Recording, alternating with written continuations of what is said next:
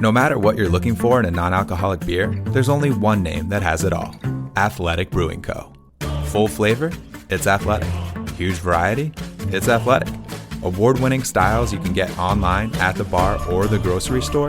It's athletic. In fact, when it comes to amazing non-alcoholic beer, there's no question. It's athletic. Ask for it and find out.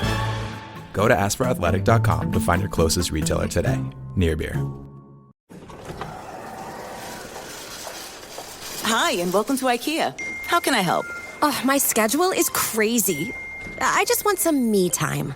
Maybe it's time to embrace the joy of staying in. With comfortable beds, pillow and decor, mood lighting, and so much more, you can turn your bedroom into the place to be. Oh, sounds like a dream.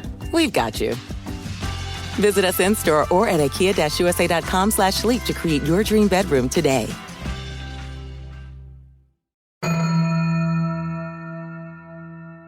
Welcome back to Angel on Top, a podcast where we watch and discuss every episode of Angel, one by one, spoiler-free, and in tandem with those over at Buffering the Vampire Slayer.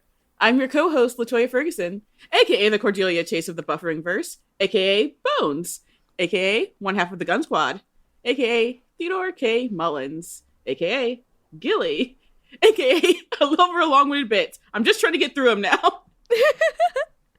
And I'm your co-host, Morgan Lutich, a.k.a. the Winifred Burkle of the Bufferingverse, a.k.a. also Bones, a.k.a. the other half of the Gunn Squad, a.k.a. Frank Scabopoulos, a.k.a. Sorry, a.k.a.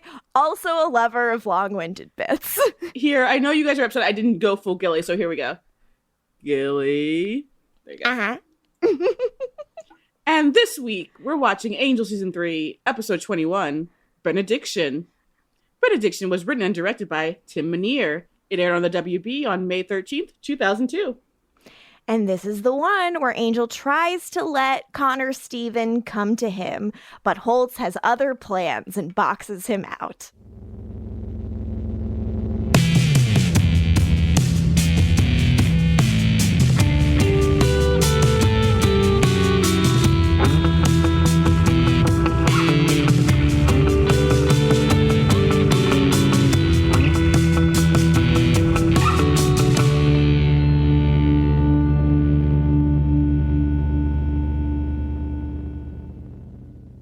Previously on Angel.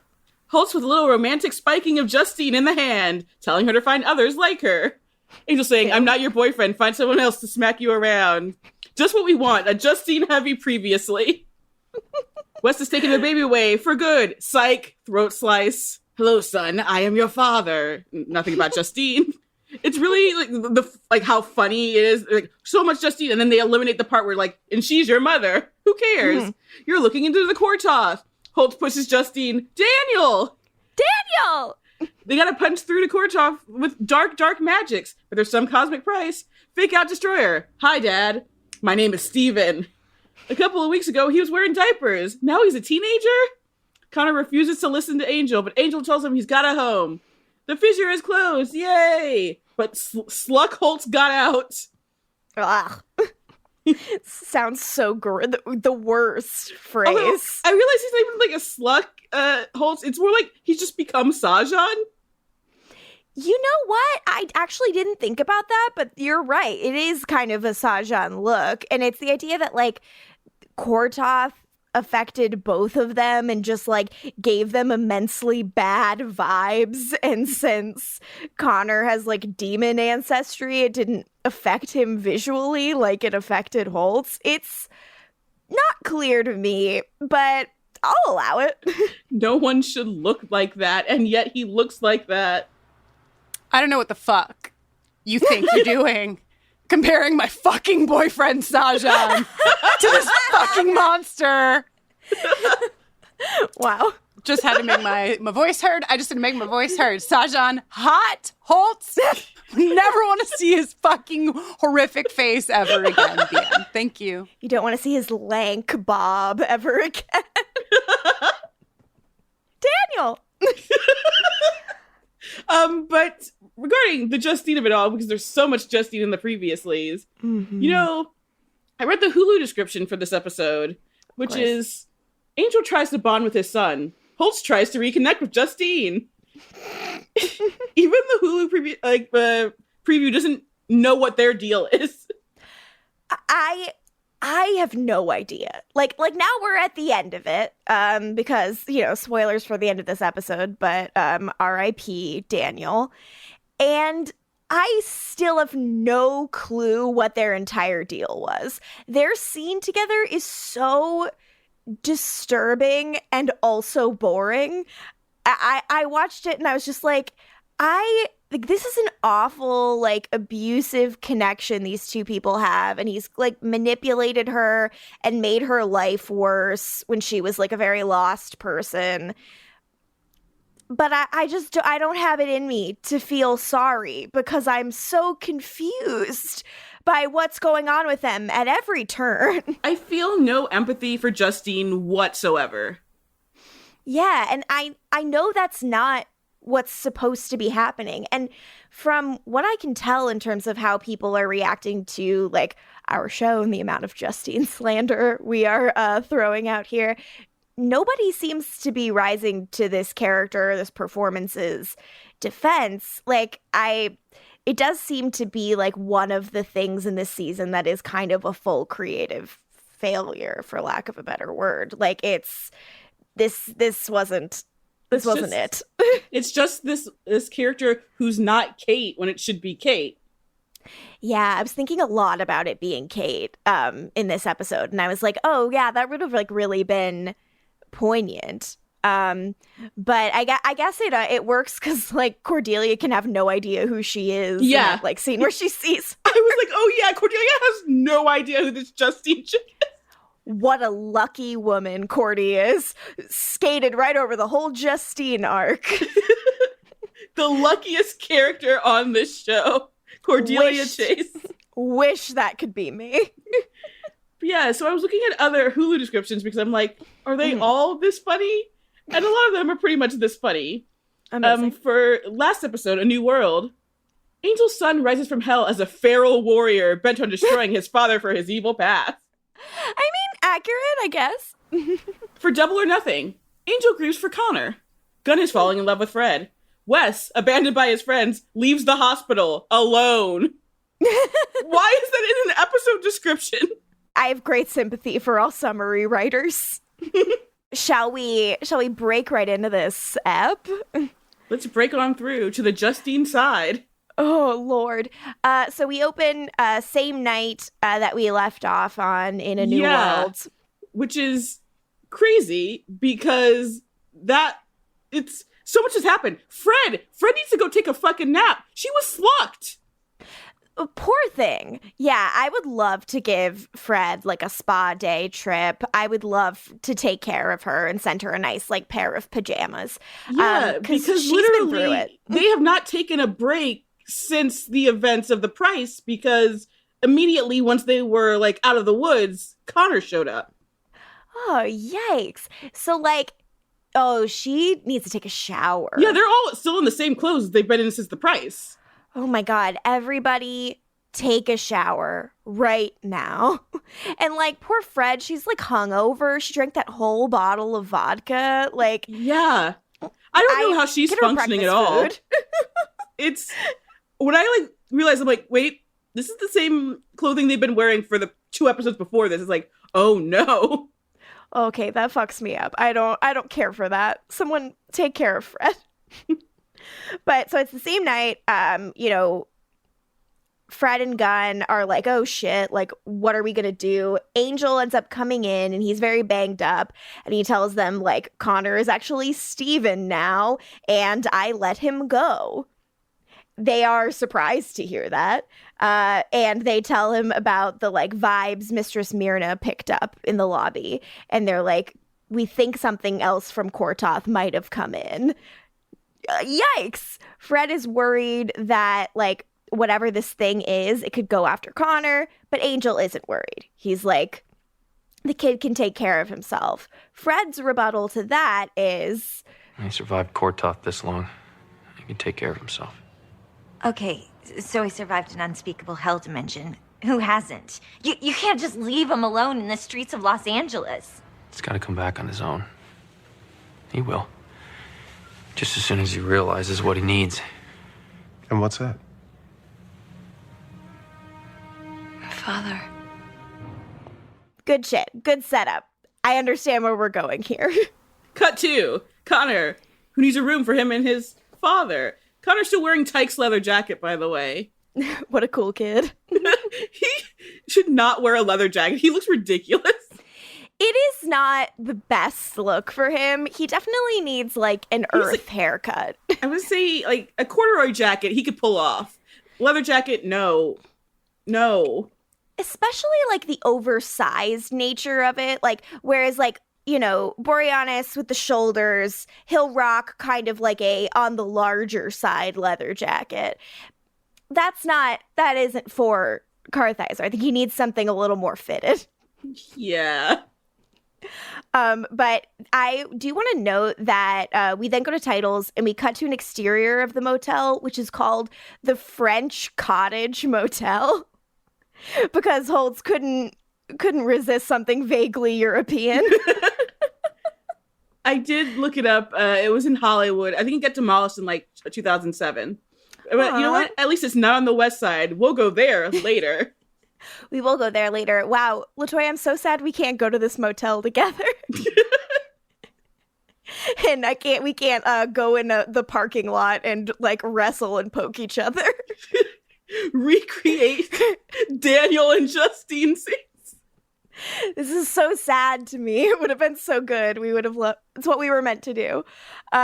So I love that Holtz is looking at a newspaper and he's like, it's just been days. Because he's like, as a time traveler, I must check a newspaper for the date. I mean, he knows this because he's an established time traveler. Mm-hmm, absolutely.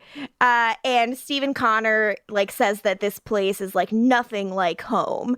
And I will say even Holtz is like, hey, just so you know, Kortoth was never our home.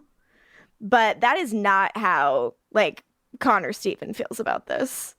He did, however, get out of Kortoth by following the Slucks, which again, another use of that word, which is bad. Because they never actually say Slucks in the price. It's just, we knew it because of the script. So this is the first time they're actually saying Slucks.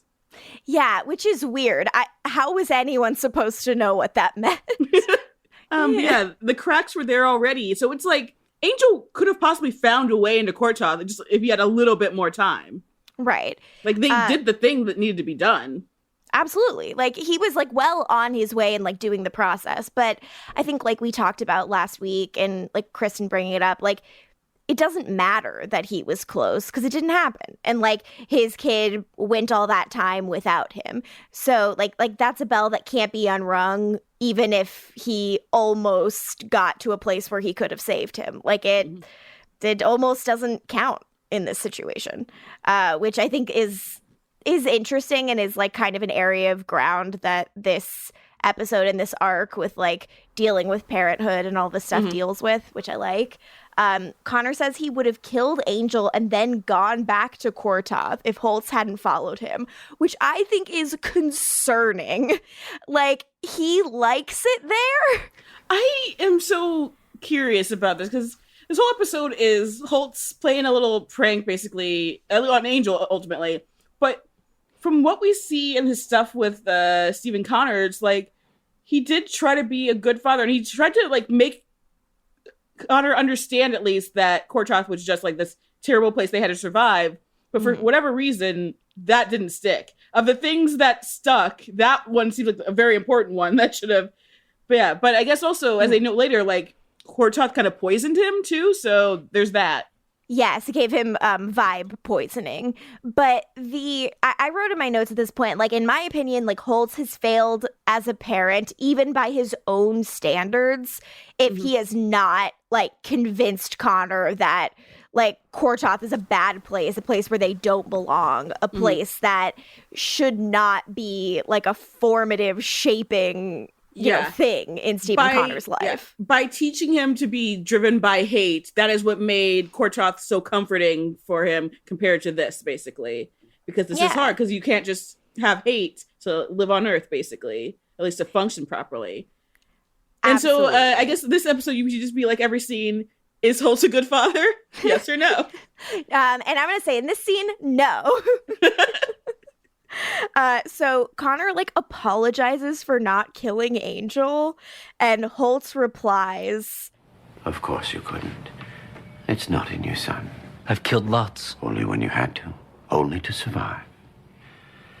And that's not the real reason why you work so hard to get here. You wanted to see him. so like it's interesting that like Holtz is playing, and I wonder like how much of an act this is. The actual like compassion that he's demonstrating here for Connor and being like, of course you wanted to see your, quote unquote real father. Like, of course, like this is, like baked into your identity in certain ways and you want to understand it. Because, ultimately he ends up being like pulling off this huge play where he pretends to be a big softie and a huge sweetie and then is like, but then Angel killed me. And that didn't happen. Because he taught Connor to kill or survive instead of just, just killing, like, be a homicidal maniac. But basically, by what he does, Connor wanting to kill Angel at the end is like a part of that survival. So like, even doing that, which is in theory a good thing, was all just to do the little prank at the end. Yeah, it's just like it's interesting how he like claims the moral high ground when he's like talking to Angel. And I wonder if any of it is real. Like he talks about loving Connor and all this stuff, but like, can you love someone if you do this to them? Like, I mean, like, I guess you can, and it's messed up. This is but why I overall like the Holtz stuff. Justine doesn't count in that, because I think the Holtz character himself, like the moral complexity of like a once good man and how far he's gone to get vengeance. Like he's fucked up, and he fucked up this kid, and it's just a whole mess. And I think I find it fascinating because you're by this point again you aren't sure what is genuine about him anymore at this point, because at least before you could tell. Like I think he has completely lost his humanity, but we don't for sure know. He tells he and Connor kind of like speak, and you understand that like Connor Stephen has been raised to believe that God gave him to Holtz to make up for the kids Angel stole from him. And like I'm like, okay, well, like that's interesting. Like Connor is Connor's told God is real, and also like believes that he's like this blessing to his dad to make up for this great sin, which I do think is interesting. And Holtz then says like, go to him, find what in you is in him, but just know that like, the devil will show you many colors. So like, Jesus, like this guy is no fun. The devil will show you bright things, many colors. That's where I put it in my notes. Holtz is a bad dad, unlike Angel. But also, I guess I kind of I feel like religion is probably something you would need in a place like Kortoth just to kind of keep moving forward. Gosh, yeah, it's interesting in terms of like Holtz's like morality being very very old school, very religion based, and yet he's cool giving this like big formative lie to his son, like, which I mean, I'm not a religious expert or anything, but isn't that a sin? What are you talking about sins? I think lying's bad, right? Speaking of the devil and bright things, enter Lauren with a shiny crystal. What a good transition. Very cute. Fred's going to use the crystal, the Cedrian crystal, to power this Geiger counter that she and Gunn found at a yard sale. I write in my notes, Ghostbuster shit. And Cordelia is like, pulls Gunn aside and is like, how's Angel? And they've also since taken showers because Cordelia is wearing this iconic black number. Oh my gosh, yes. She is looking good, and her eye makeup is very silvery. And I'm like, it is the early aughts. I feel safe. Feel like I'll never know pain. So Gru just watches her like only have concern for Angel and go upstairs to go be with him. And he's looking sad. And don't worry, everybody. I'm here to defend Gru in this episode. just like you all want. Whose verses grew in this episode? I don't know. Some people don't like Gru. Kristin. I feel really bad for Gru in this episode. It's heartbreaking. I am not anti-Gru in this episode. As I made clear an episode or two ago, I'm on Team Gru, just not Team Gru and Cordy. He's great. Not verse. Yeah, just like to bully you. That's the thing. Mm-hmm. Yeah, I mean, I like to bully. I like to defame your character because we're in a feud. But also, I mean, it is a fucking feud, so fuck you too. And fuck you as well. Fuck you very much. But so obviously no one is coming to the defense of Justine, but how are people reacting to our appreciation of Gru? It's been kind of mixed. Like, honestly, like, I've seen some people who are like, nah, I don't really like Gru, or like, Gru's kind of cheesy, but it honestly hasn't been, there hasn't been very much Gru talk whatsoever. Our most heated topic, I would say, in our socials is Wes and whether or not people like him or not. And that is, I will say, that's like the more divisive character that we could discuss later. Yeah. As we're just drooling. Yeah, I know. I'm like, well, sorry to all of you who don't like Wes as we're slobbering over here. So then up in Angel's room, we find Angel doing punches in a white-ribbed tank top. Who is he? Ryan Atwood? He's got a broody stare and hot spiky hair. If you're straight or gay, your tingly feelings don't care. You're just being honest about this sexy demonic in your bye for Boreanaz. Bye for Boreanaz. Bye for Boreanaz.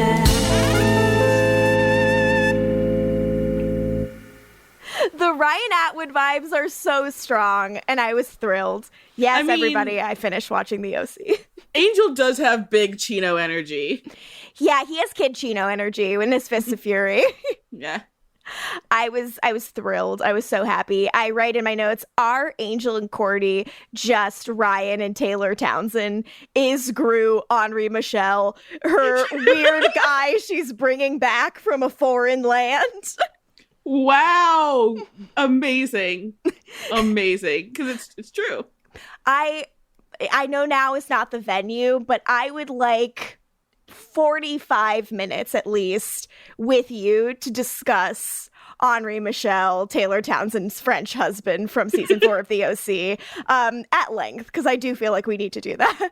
We do need to talk about we just need to talk about the final season of the OC, because absolutely, one day, put it on the list, on the slate for us. But so Cordy tries to cheer him up, and she's like, "Don't worry, maybe we'll kill something later today." But she knows the way to his heart. But she also tells him, like, "You're doing the right thing." And Angel says, "What if he doesn't come back?" And I'm just like, these two and their emotional support for each other this season. You love to see it. I'm sorry, Gru, but the rest of us love to see it. Oh, yeah, I'm very happy about this. But speaking of the saddest boy in the world. Oh, boy. This scene. The emotional support that we just saw in that last scene is continued, but it's between two different people. Lorne is so kind to Gru in this scene. He calls him Bubby, which I screamed. I wrote in my notes about Gru, sometimes your partner has less time for you, like, and that can be okay, but that's not just what this is. Yeah, that's not what's happening here. Yeah, it's not just that she's like preoccupied with taking care of Angel, who's going through a rough time. It's that she is fully prioritized him and doesn't seem to care about Gru at all anymore. And I think I wrote in my notes, like, they're a vacation couple. You know, like, they're okay when you're on vacation. Like, they're okay when nothing's wrong. But when stuff's wrong, she's just never going to pick him. And I think a thing the show's not really talking about, and we can talk about, is that, like, yeah, Angel lost his kid, but, like, so did Cordy in a way, too. Like, they were very parental together with Connor.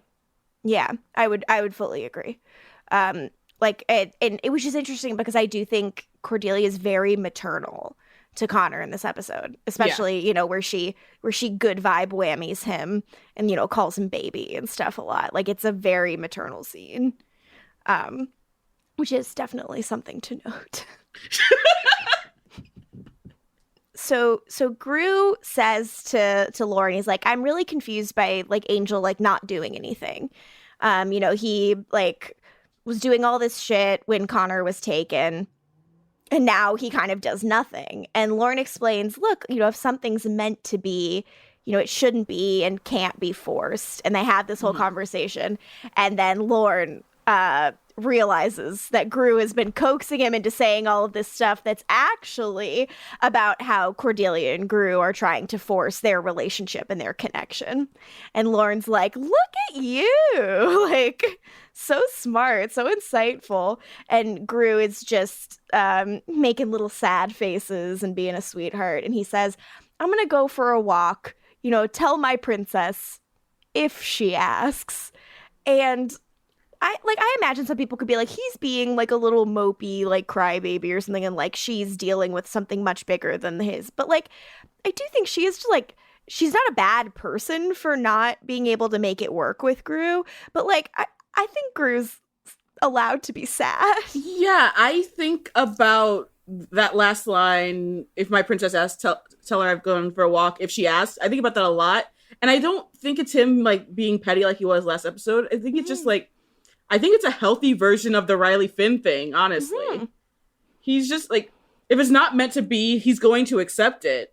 But, you know, he hopes it is meant to be. He really wants it to be. And he really, like, does have the, like, affection for her and love for her and all of this stuff. But, like, he's also able to read the fucking room in a way that certain characters can't, and, like, see that he's being pulled away from. And I think that is really, like, smart and, like, emotionally mature of him to just be like, I guess I'm just gonna kind of, like, peace out. And if she cares, then maybe we'll talk about that when I'm back. And if she doesn't, maybe we'll talk about that when I'm back. So in our next scene, we're back in Angel's room. And Angel says to Cordy, like, about Connor, that he feels further now than when he was first taken. Like, he feels, like, more distant from his son, which breaks my heart. And then he says, There's just so much I thought we'd be able to do together before he, Grew up?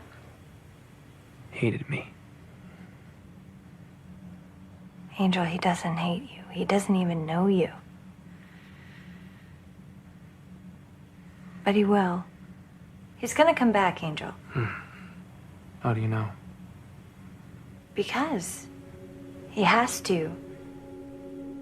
Because he's family. Ow. Ow. Why are we doing this? And then to hurt me further, to cause me more pain, we say family, and then we immediately cut to Wes, and I write in all caps, cut to Wes's apartment in an attempt to hurt me specifically. Oh, my note is, speaking of family, we have Wes, the, in all caps, saddest man alive. Eating a microwave dinner and drinking wine alone. And I'm like, sir, I love you. I hope it gets better for you. Do we really want it to get better for him? That's the thing. Do we? Yeah, would he be as hot? Hotter. Yeah.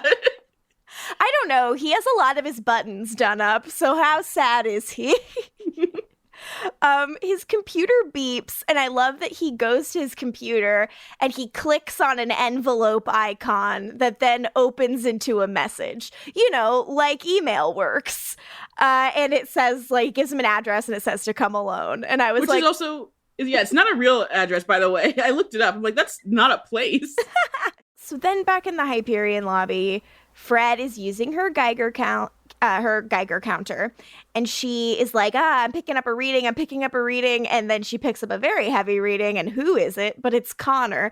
But she's like, yeah, this is pretty, and then she looks up at him and says, hot, and I'm like, no.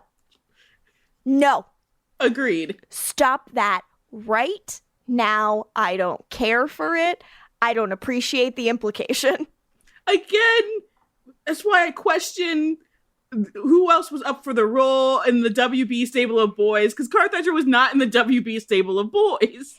Like, that is really implying, like, heartthrobbery that is completely absent. And yeah, like, I like, say what you want about, like, Vincent Kartheiser as a performer, and I can say a lot of very good things, because I love me some Pete Campbell, but not, like, a hottie. Like, I don't know if anyone had, like, posters of him on their doors that they kissed, you know? And I'm not saying this to be an asshole or anything like that, but, like, that moment just feels so weird to me, and I truly hated it. Now imagine if Connor was played by Chad Michael Murray. Ooh, yeah, then there would have been, like, a slow pan, and she would have been, like, shirts open. Hot. Yeah. And there would have been, like, an 80s guitar riff, and the wind would have blown. Yeah, all right, I'll allow it. Change approved. Yes, but I love that, like, Angel and Team Angel all, like, freeze, and they're like, okay, like, no sudden moves. This kid is super weird. Like, we can't fuck this up for Angel. They're so all cute. Respectful and polite as heck. Lauren saying, hello, young man. It's so sweet. Stephen Connor is giving Lorne looks that I don't care for. Oh, just you wait. I'm gonna verbally slap this kid. Good. He deserves it. Then Cordelia, before, like, you know, as everyone's kind of clearing out, and it seems like maybe Angel and his son are going to have a moment, Cordelia has a very loud vision of about danger in a bar, but, like, the way her vision is manifesting, she is in the bar and screaming over the music. There's some ladies in danger from a bunch of vamps. If only Cordy hadn't been gone, then she would have known it was Justine, and we didn't have to worry at all. Because who cares what happens to her? It's like, never mind, it's just Justine. We can stay. Truly. Just Justine? Fine. Britta's in this. So, yeah, it is... like, Angel is like, oh, I gotta go. And Connor's like, oh, okay, whatever. Like, I don't even care. And he's like, no, it's kind of my job. And there's a lot of killing and violence. You want to come? Take your son to work day. Dad date. I was so thrilled. This my is favorite so Netflix cute. movie, Dad Date. Everyone's favorite. It was so cute. We go to this club. There's a lot of glow sticks. This busted ass rave. Of course, Justine to go. I know she was tricked, but also this is a busted ass rave. This place did not look fun. You had girls who were kind of almost sexily dancing with each other. But also, like, they're, like, really at a distance. Like, truly, like, high school dance, like, leaving room for Jesus in the middle kind of stuff. Yeah, not the good vibe. But there is Wes and there is Lila. So it's not like this whole thing is completely devoid of sexuality. I love, you know, she sent him the message, obviously. Well, I love that she's drinking a martini at a rave. So hot. She clowns on him for being alone, which is so funny. She's like, I thought, like, writing "come alone" in my note was a nice touch because, like, how else are you gonna come? I also did, when I read the message, I was like, who's he gonna bring? Yeah. A bunch of his cool new friends. I would love to see Wes trying to make new friends various places. Going to rare, like, occult bookstores and being like, hey, do you want to get a drink after this? And look over some rare texts with me? So Justine's at the bar, and Lila, like, laid a vampire trap for her, essentially. Told her there'd be a lot of vampires there, told vampires she'd be there, and now she's gonna let it blow. And because Justine's not good at this, she just walked right into the trap. I am actually kind of upset at how bad she is at this, because she has, like, she can't even fight off a vampire in this scenario. Look, what do you do? She's a complete damsel. Like, she should be, like, strapped with weapons and shit, like, and ready for this. But it seems like we're being lured into a corner. I just wanted to know if you could come into my corner. Because I have just a couple questions. Kristin's Corner. Kristin's Corner. It's all Riley sucks and what the fuck, and Cordy is hot. Kristin's Corner is the place for very deep thoughts. Why? So you're both more knowledgeable in television than I am, okay? You have many episodes of a TV show. You have a character that I'm going to assume nobody fucking wants back. Nobody, stop it. Nobody cares. And I have all the space in the world and agree with you, LaToya, smart person that you are, that Holtz's arc is really interesting. And this is the episode where I find his arc to be really interesting. Before I was kind of but I like where it goes here. Mm-hmm. Why? All she's needed for is to kill the guy?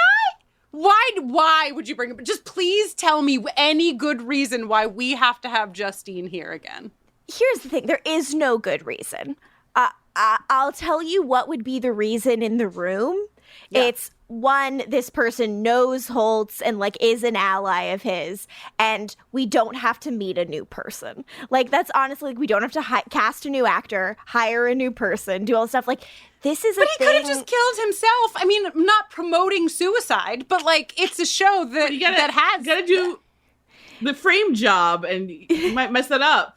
Yeah, what if he couldn't poke himself 2 times? He needed to poke himself twice, precisely at the distance also think of fangs. The frame job doesn't make sense anyway, because if a vampire is biting you, they're draining you of your blood, as opposed to when you're being stabbed with a pokey thing. Isn't your blood just gonna pop out or whatever?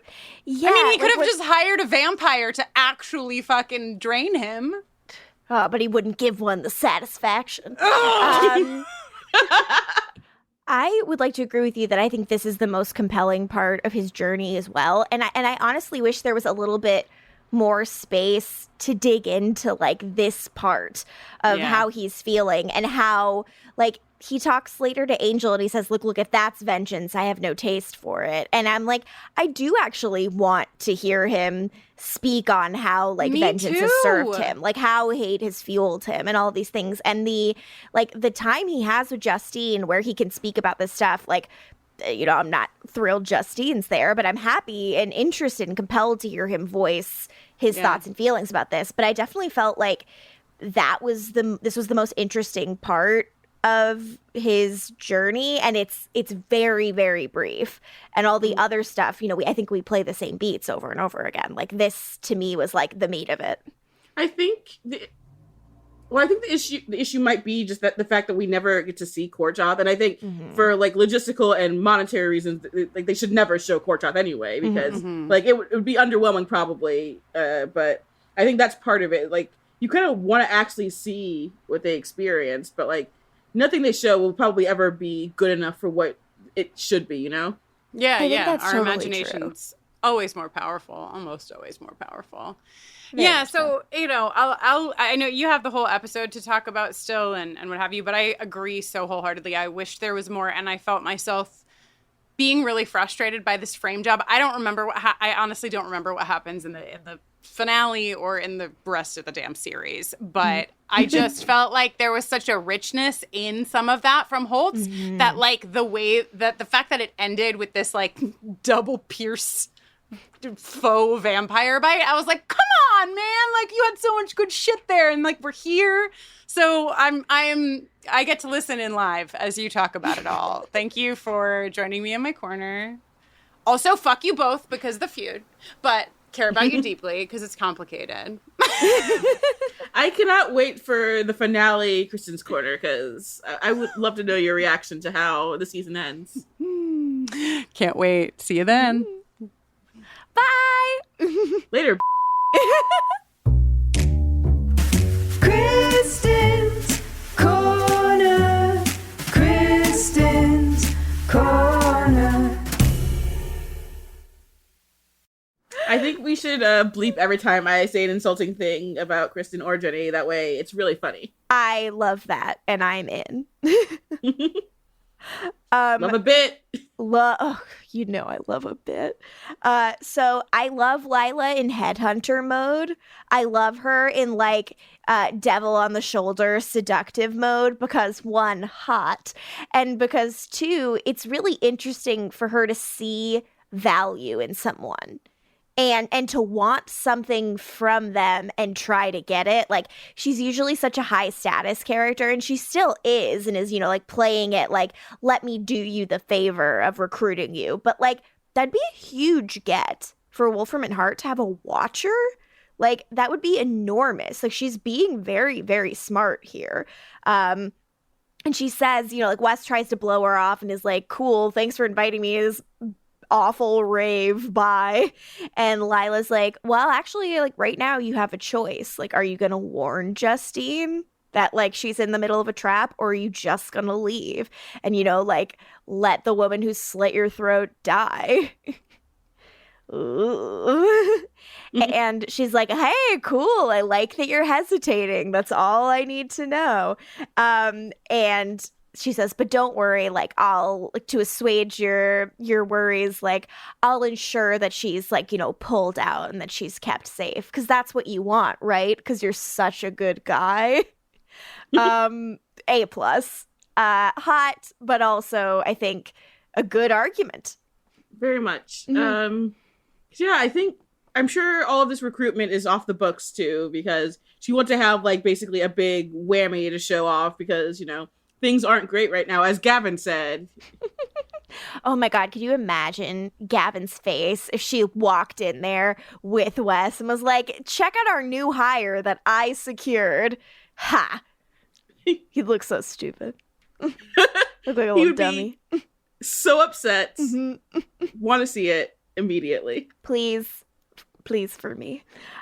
So then on the dance floor, Angel and Stephen Connor show up. Wes gets it pretty quickly that, like, he, like, watches them fight. Angel teaches his son how to slay and, like, gives him a steak and stuff. It's really cute. And Stephen Connor's like, why are you killing these vampires? They're just like you. Angel sees Justine. And she sees him, and he's like, oh. I wish he'd just left. But instead they fight. Stephen Connor does a bunch of big jumps. Yeah, Justine's immediately, like, grabbed by the vampires, and she can't fight back at all. Like, what was all that training in a dark room for?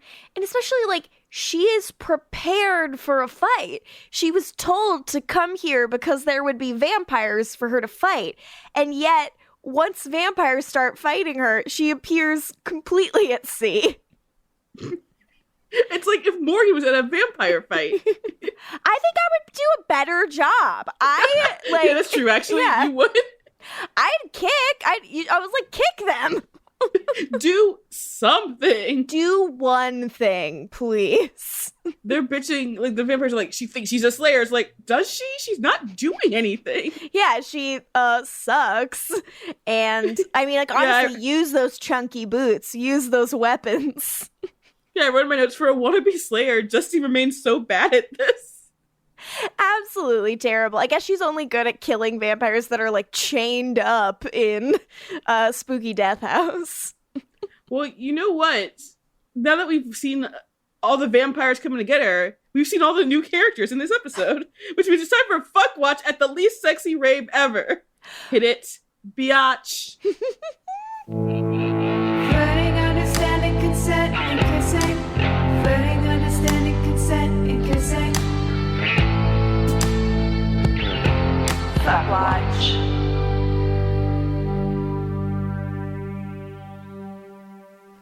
Who you fucking? Oh. And is it Sluck?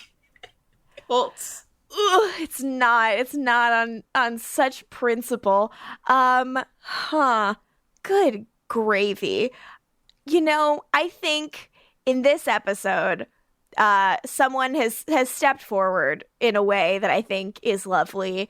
And I would like to say Lorne, because I'm really proud of him. He's a sweetheart in this episode. He's got a good suit, and he's being very emotionally supportive of everybody, and being very mature with Connor, despite him acting like a real asshole.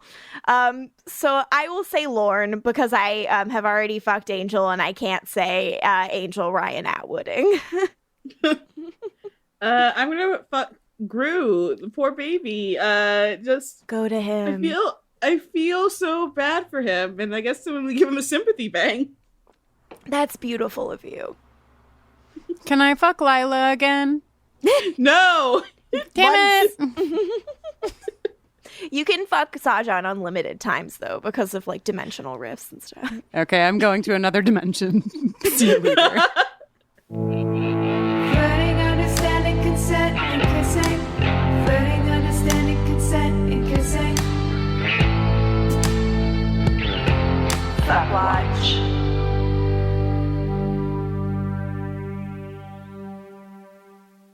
But yeah, they're just staking vamps at the rave. Mm-hmm. Everyone's watching, like it's the ninja rap. It's very silly. Lila sees Stephen Connor and is like, who's the boy wonder? And Wes is like, he fights just like his father. Like, that's Angel's kid. Yeah, so, because here's the thing, as I'm going to keep harping on it, but like, he kind of flails around in his movements because he's so lanky. So, like, he doesn't move just like his father because he's not a broad-shouldered man, so his body does not move like a broad-shouldered man. Yeah, it's not quite there in terms of, like, their fighting styles being really that similar. But the moment that I do really like, I love when they're back-to-back and when Angel, like, grins at the prospect of, like, fighting shoulder to shoulder with his son. Like, that's such a good moment. But before they're back-to-back, like, right immediately before it, he is flailing around before he gets into position. Little Gumby. This is Stephen Connor. It's good that we're doing a bunch of flailing here because podcasting is a visual medium, as everyone knows. So Wes, like Lila's like, this is pretty interesting. Are you gonna leave now? And Wes is gone. Hilarious of him. Stephen Connor chases like a straggler out the door in an alley. Stephen Connor is looking for the guy who ran, and then he hears something behind him and he almost stabs his dad. And there's this moment where like he and Angel are kind of like Angel's gripping the stake in his hand, and then he kind of just like hits his son and flips him around so that Connor stakes the vampire behind him right in the heart. It's silly. He says, you did good. And, he's like, it's good to know that you can handle yourself. And then they play fight a little bit and Connor smiles and Angel says, it's good to know that you can do that too. And my heart melted. And I read in my notes, Holtz's bitch ass is watching. Real father and son. I read in my notes, Holtz watches them have fun. In quotes, how can I ruin this? Oh, we should also note that at the rave, Justine clearly realizes who Connor is. And Connor's like, I don't know who you are. Yeah. You're not my mother, obviously. I only have my father, Daniel Holtz. Daniel. My dad told me about this weird, needy girl who he knew around the time he, came into custody of me. Can't remember her name, though. I can hear her chunky boots on the wind. Clomp, clomp. As a podcast network, our focus is bringing you shows you love to listen to. But we also sell merch related to those shows. And partnering with Shopify has made that both possible and simple for us to do. Shopify is the global commerce platform that helps you sell at every stage of your business. Whether you're selling scented soap or offering outdoor adventures, Shopify helps you sell everywhere because they've got you covered from their all-in-one e-commerce platform to their in-person POS system.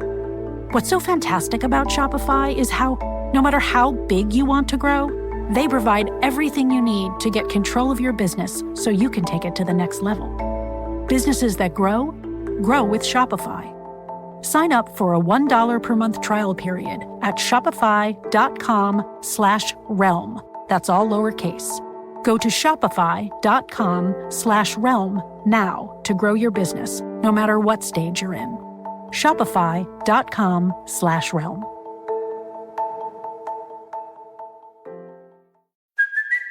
it's Kaylee Cuoco for Priceline. Ready to go to your happy place for a happy price? Well, why didn't you say so? Just download the Priceline app right now and save up to 60% on hotels. So whether it's Cousin Kevin's Kazoo Concert in Kansas City, go Kevin, or Becky's Bachelorette Bash in Bermuda, you never have to miss a trip ever again. So download the Priceline app today. Your savings are waiting.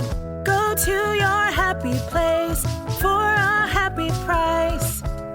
Go to your happy price, Priceline.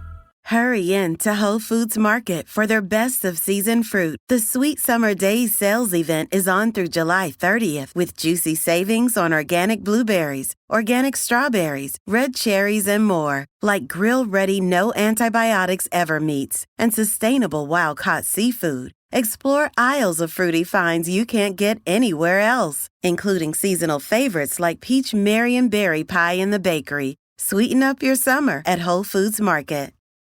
In the motel, Stephen Connor is eating an Oreo. Fun. I need him to eat real food soon. I'm worried about the boy. Yeah, I am worried about the nutritional value of what he's been eating. Because, like, what was he eating on Cortoth? Demon meat. Sluck meat. Deep fried slucks. Oh. Ew, I don't want to think about that.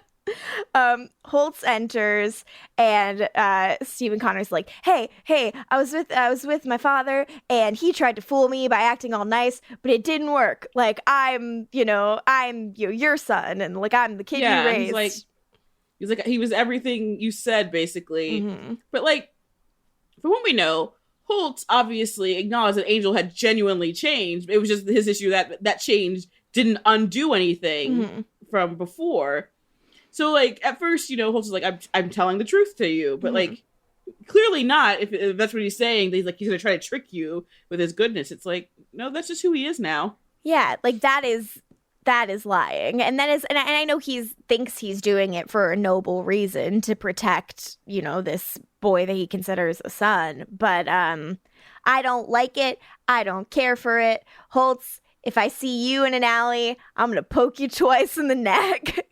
Morgan said it's on site. You watch out. In Angel's room with Angel and Cordy, Angel's telling Cordy all about it. Cordy just sprawled on Angel's bed. Cordy's like laying on the bed with her feet up in the air, like she's like Winston Bishop on a cord phone. Like, she is loving it. I do just have in my notes, smooch you too. For real. It's getting out of hand. He says, it's like, we'd never been apart. You should have seen us. And she's like, I did. Like, now with my abilities, like, I don't know if it's something I'll be able to do like every time, but I went back into the vision and I watched you fight with your son, and it was beautiful. I'm so glad she got to be there for that. Like, given like the maternal role she's played for him, I'm like, oh, like, it means a lot that Cordy got to be present in some way for that. Like, that's lovely. And again, this is why we're having a better time than those chicks over at Buffering the Vampire Slayer. This is what we get. Yeah, those better watch it. So Jesus, Morgan, what's with the slur? Being defamed. So then back at the motel, Holtz is like, you know what? Like, go to him. Be with him. It's what you want. So I write in my notes, White Fang, Schmidt, the only book on your Kindle. Like, he's like, can't you see we don't want you anymore, Connor? Ew. Like, this sucks. He says, it's time to give you back. Like, go get your answers. And, like, understandably, like, Connor's like, why are you doing, like, don't do this to me. Don't leave me. I'm like, whatever you think, like, it isn't good for your kid to play mind games with them. It's like, you're a bad dad. And I know, because I spent a whole episode of this podcast assessing the quality of Angel being a dad. And I found out that he was a good dad. So I know what a bad dad looks like. And it looks like Daniel Holtz. I don't care for him. Then in Gunn's truck, they're at a spot where, like, Fred's, Ghostbuster Geiger counter machine led them to.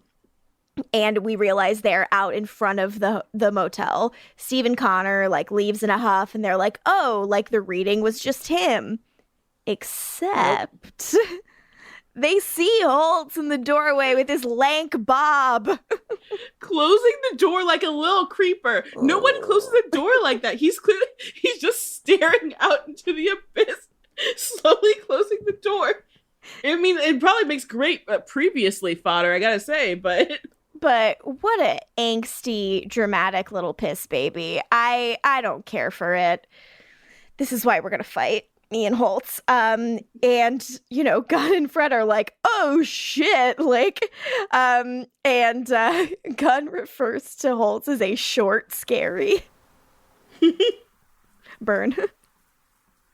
Then in the Hyperion lobby, Lauren is in his pajamas and a robe because he is the only one acknowledging that they've had a long day. And Connor Steven comes in and he's like, hey, like I can show you to your dad. And instead of being like, thank you, sir, I would love that, he is a big old jerk. And he's a big old bigot. Yeah, he calls him a filthy demon, and it is gross. Like, he speaks with like such hate and such coldness. It's gross. The way he looks at Lauren, it's very upsetting.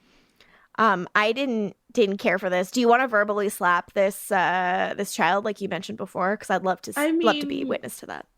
I mean, really, I just want Lauren to physically slap this child. He changed your diapers. He babysat you when your family was off doing adventures and going to the ballet. Mm-hmm. Like, fuck you, kid.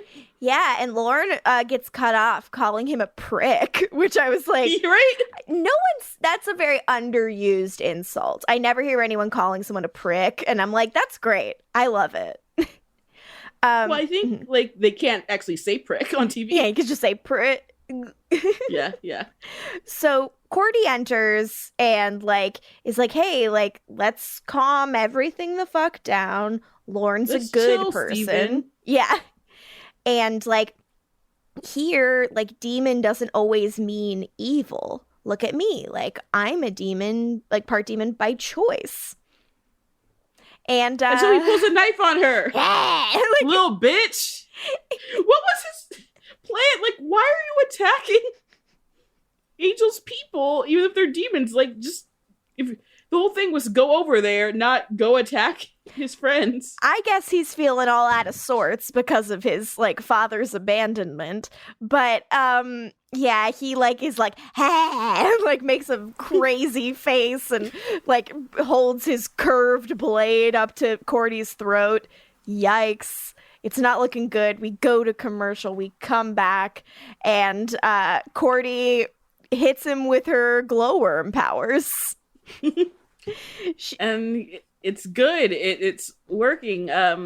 From the script, it says she seems to be connecting with him on some raw, complete level. He looks so sad, and so does she, feeling everything that he's feeling, knowing just exactly what she's flushing out of him as this happens.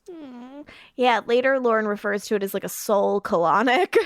You can hear screams as it's happening too, which is so fucked. You can hear like the sounds of Kortoth, and she's saying, "Let it go, honey. You don't need that," which I think is a very specific choice of words, because it's the idea that like all of this stuff Connor has taken on, and as much as we like to clown on him for being a little weirdo, everything that he is and everything that he did to learn how to survive in like an uninhabitable environment while being raised by someone who, in my opinion, is fundamentally evil. Like, and that's so much to overcome, like especially at the age of like 17, 18, like how do you overcome that much formative trauma? And that she says you can let all of those things that you learned, all of those behaviors you learned to protect yourself from the vicious things around you, because you don't need that here.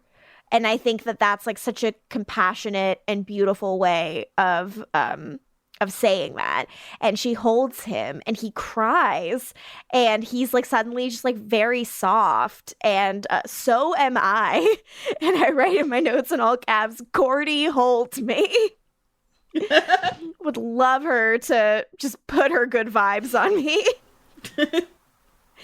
I thought this was like really lovely. Agreed. Yeah, I mean, he's still fucked up, but it helps for a little bit at least. It helps with like something that needed to be fundamentally changed about him at least, even though he's still got some anger, but now that place is no longer on him. Yes, which is good. And Angel sees this and is like clearly very affected by the sight of it, because who wouldn't be?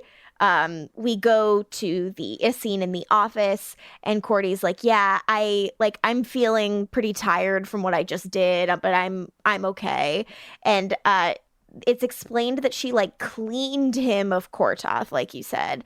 Angel kneels at her feet and thanks her, which is my kiss, kiss, kiss moment of the episode. There is something about proud warrior man kneeling in front of the woman that he's just absolutely like gobsmacked by constantly. That just absolutely kills me. Smooch, smooch, smooch, please. She says like the sad thing is that like Connor Steven thought Kortoth was where he belonged, and it's just like, oh God, no. Like that's again like the damage that like the psychic damage that place and the circumstances within it did to him. Like I think you can't emphasize it enough. Like it really is just like a daunting amount of stuff to cope with, deal with, and like I don't know how you move on from it. Like it's really like hard to even like fathom and think about. And I'm interested in like the idea, like this is one of those things that you can only do on a show that is supernatural like this. I think it's interesting to talk about like the parallels to like real issues versus the kind of stuff that can only come up in genre entertainment. Like this is obviously like kind of an out of this world, literally, thing that has happened to Connor. But I think you can talk about like the real world implications. Like how do you help a kid who was so hurt at such a formative age? Like how can you, like you can't undo it, much like all the Holtz stuff. Like it doesn't, almost saving him from it doesn't matter. Like he experienced that trauma, and that's something that you're going to have to find a way to like help him heal from, and that's a really long road, and I think it's really daunting, but it's really beautiful like what Cordelia can do and this space that Angel tries to create for him. And it's really upsetting how Holtz manipulates him. Like I found myself just like really, really like disgusted by the end of this episode, and like very hurt by it. Yeah. It seems whatever it did, like Lauren gives Connor some tea, and Connor doesn't recoil or anything like that. So that's a good sign, at least. Something, right? Yeah. Angel goes to talk to Connor, and he's like, I think I tried to kill your friend. Mm-hmm. Yeah. You did. You really did. It wasn't cool. But Angel's like, yeah, well, she's used to it.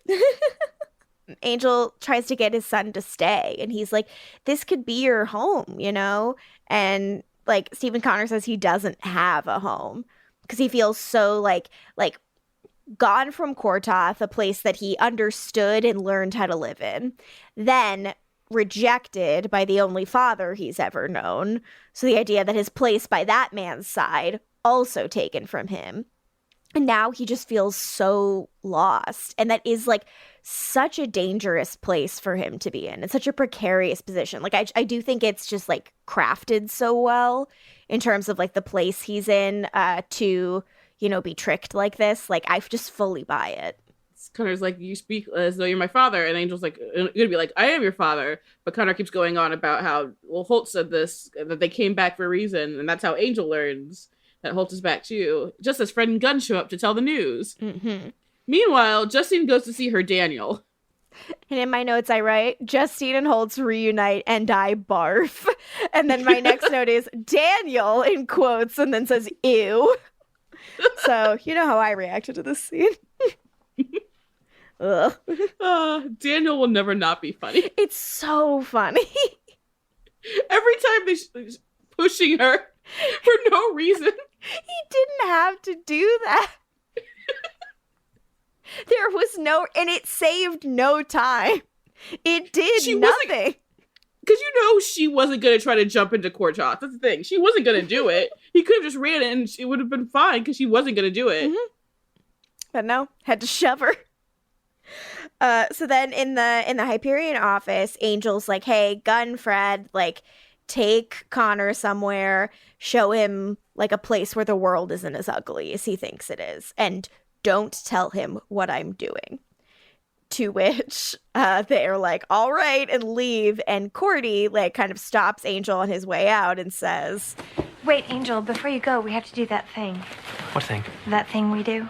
You know, that thing where I say, are you sure you know what you're doing? And Angel, please think about this. And then you ignore me and rush headlong into trouble. Right, that thing. Okay, we done? Angel, please think about this. In fact, don't go there at all. I have to. I know, but don't. I'm not gonna kill him, even though he deserves it. Oh, I don't care if you kill him. He stole Connor's childhood, so kill him. But don't lie to your son. And Cordy's got the best head on her shoulders, because she's absolutely right here. Would have been cool if Angel had listened. But you know what? You know what's really cool? What? This Justine and Daniel scene. How dare you? I thought something cool was going to happen. Before you, there was nothing, as she tells him. Mm-hmm. I was dead. They'd taken my sister. They'd taken a part of me. You gave me a reason again, even if it was all lies. She says, I'd have followed you into hell if you'd let me. And I write, LMAO, we know.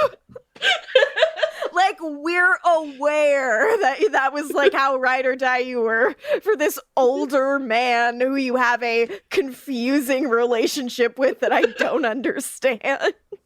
I still think, though, she wouldn't have jumped into Kortoth. I think she would have been like, wait, what the fuck? Even if he hadn't pushed her. I don't know. Maybe she would have. Like, she dies immediately going through the portal. She would. She'd get chopped in half going through the portal. Like, the portal would, like, close around her, and, like, Rose McGowan in the garage door in Scream, she'd just get, like, broken. At least that's what I believe. Holt says he believes that like his hate kept him alive in Kortoth, and he's like, but I really do love like Steven though, which is interesting. Like he does still believe himself capable of that, even though clearly this place did a number on him. And Justine very politely isn't like, what's with your face? She likes looking at that face too, apparently. Okay. All right, Justine. He just needs her to do one more thing for him. Then his vengeance can be done. What does he ever do for her? I mean, I guess she was like, I was dead. But like, really, he's never done anything for her. He gave her a cult that she threw in the trash. Like all of those people could have hung out with you. Like, you know, now that... They should have been at the rave. Yeah, they all should have come. But I guess, like, Justine just not as charismatic a leader, which, again, we know it has only been days, and yet the cult has completely dissolved because Justine had no way of, like, rallying them. Like, she called a second cult meeting and no one came, and she was like, I bought donuts. Like, this is... Because it's after she said, like, yeah, the plan went just like we wanted. Holtz got the baby. We're done now. Great job, Justine. So then at the beach, we've taken Stephen Connor to see the ocean. And he says, I didn't, expect it to be this empty. And Fred explains it's actually full of stuff. Huh. Interesting. Mm-hmm. She also says, she's like, I just want you to know, like I get how lost you're feeling. Like, that's how I felt after Pylea. And Connor's like, I actually don't feel lost. And then he walks into the ocean. I thought he was genuinely going to just walk into the sea. And I started laughing. So I was like, do it.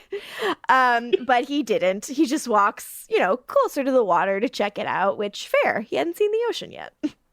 So Gunn and Fred, they talk about keeping him busy and distracted while Angel confronts his kidnapper.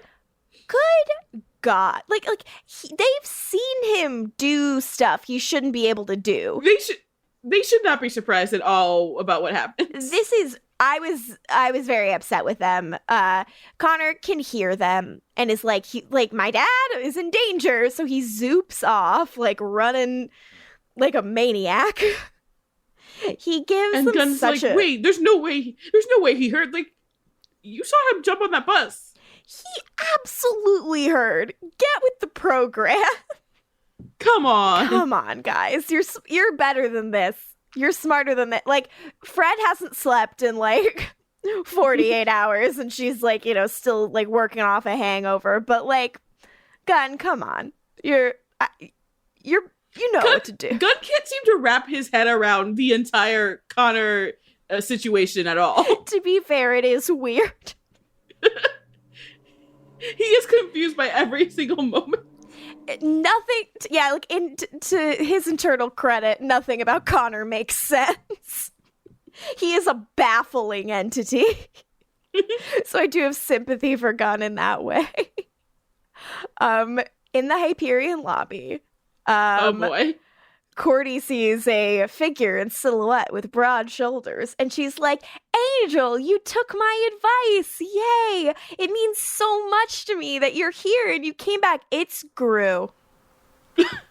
Gru, who she did not ask about once. Did not notice he was gone all day. That is also what makes it so sad. And I'm like, anyone who's like Gru's a crybaby when he's like, if she asks or whatever, anyone who would argue that that's petty or mopey or whatever, I'd be like, she actually didn't notice though.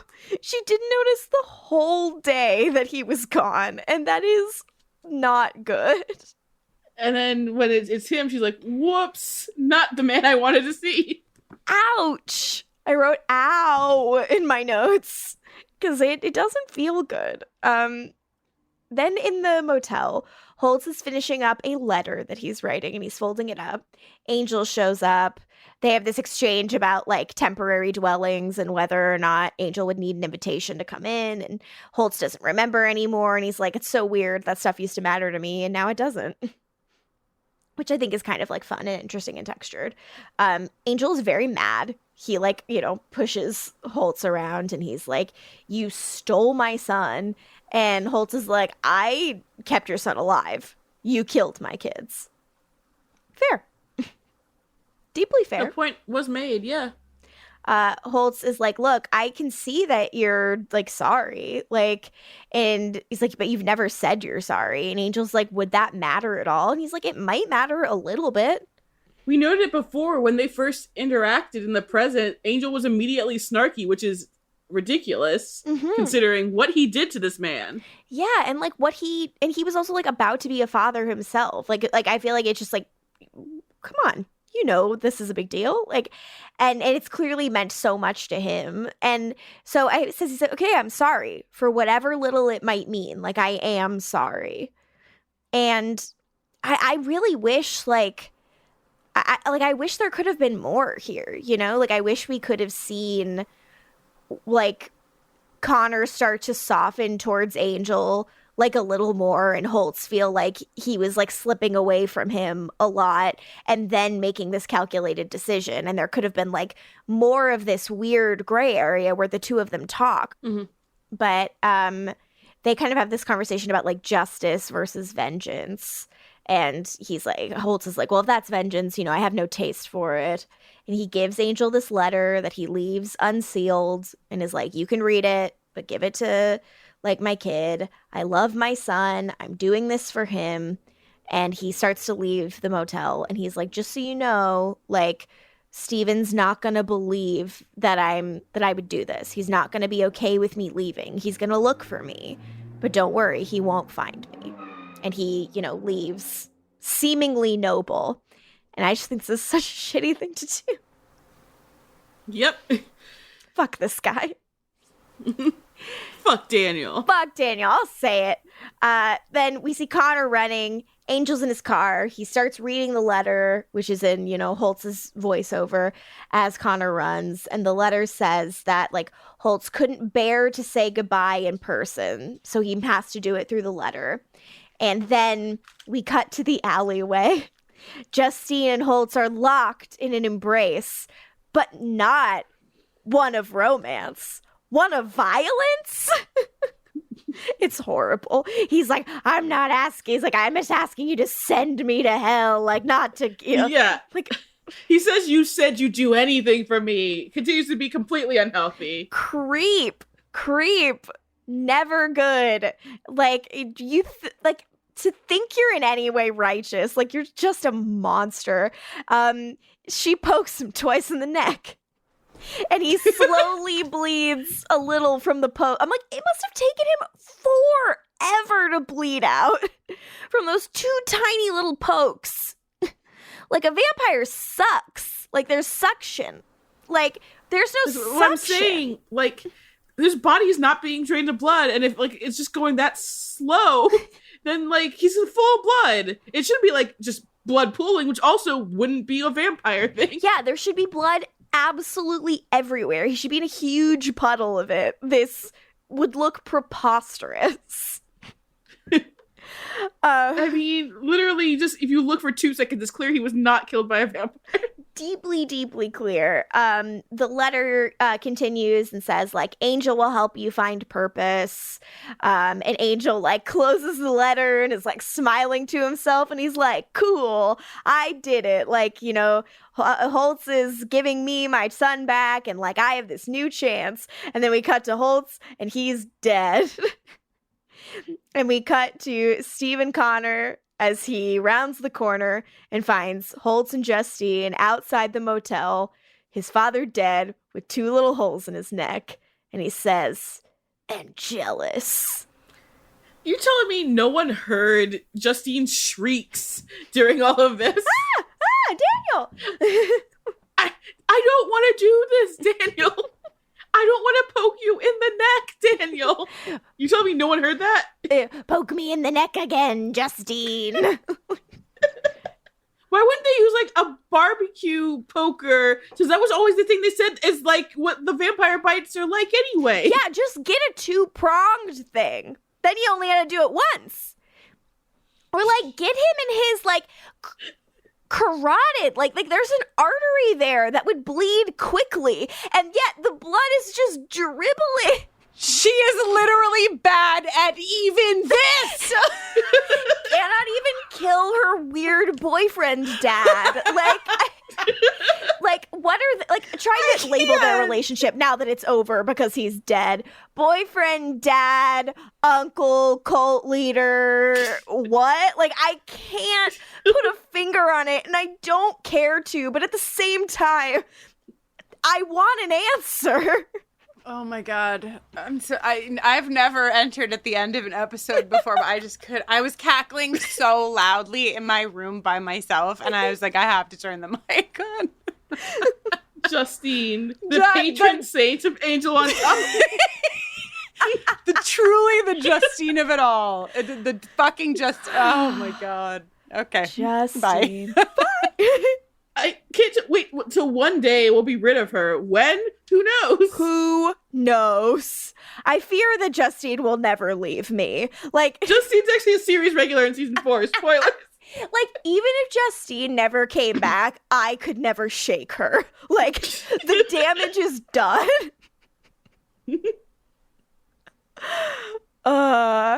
And that's Benediction, man. So painful. We are being set up for a brutal finale, and obviously I can't remember what happens in it either. So I have pit in my stomach. Now Stephen Connor has seen his dad with 2 little holes in his neck, and maybe he's gonna shamble on up to that hotel room, and maybe that motel has cable, Or maybe it just has basic TV, but I wonder if it has the WB. And I bet Angel is the WB where he is. So what might some of our gang watch to soothe them after this day? That was such a smooth question. Woo! That's why I get paid the big bucks, baby. Hit it, bitch. Angel is a vampire. Does he even like TV? I think he'll like the WB. They got that hot teen drama to ease the pain and trauma. And here's the episode that he needs to see. Oh, yeah. So, as we see in this episode of television, Benediction, Daniel Holtz does a little prank on Angel. It's just very cruel.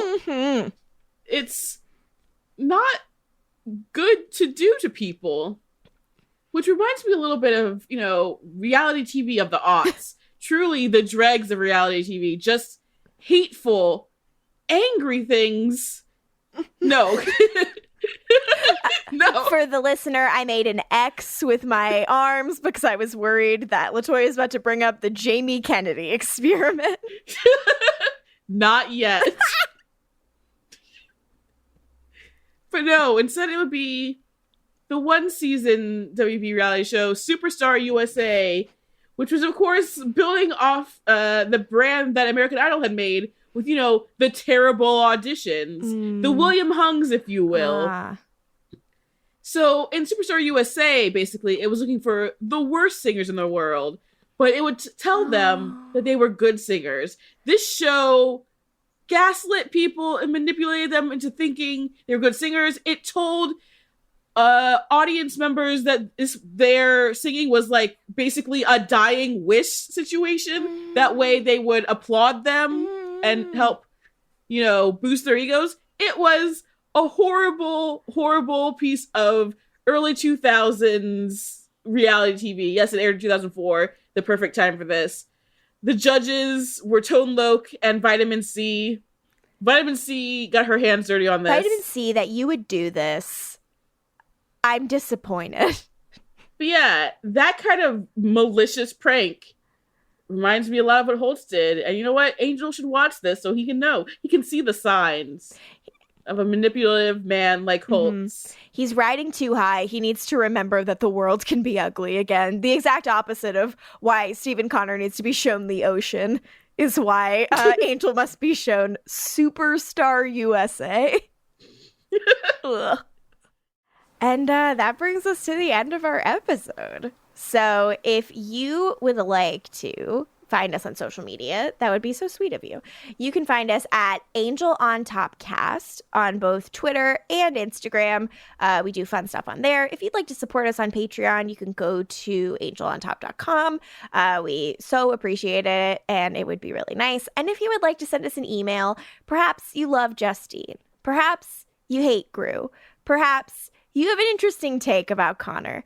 We would love to hear it, so you can email us at angelontoppodcast@gmail.com. And if you would like to follow or find me on social media, you can look at Lorgan Mudich. LaToya, where can the people find you? And should they? I mean, after the reaction to the Graham thing that we acknowledged in the podcast, no, don't find me. I gave an inch, and you people took a mile. As always, the internet was a mistake. But this podcast was not. Next week, 2 weeks from now, next episode, we finish season 3 of Angel. I cannot believe it. It has been bananas. But I'm really looking forward to doing it with you, buddy. Yeah, I think it's going to be the peak of us insulting buffering, because why not? Come on, I believe in us. We can always get worse. And on that note, later.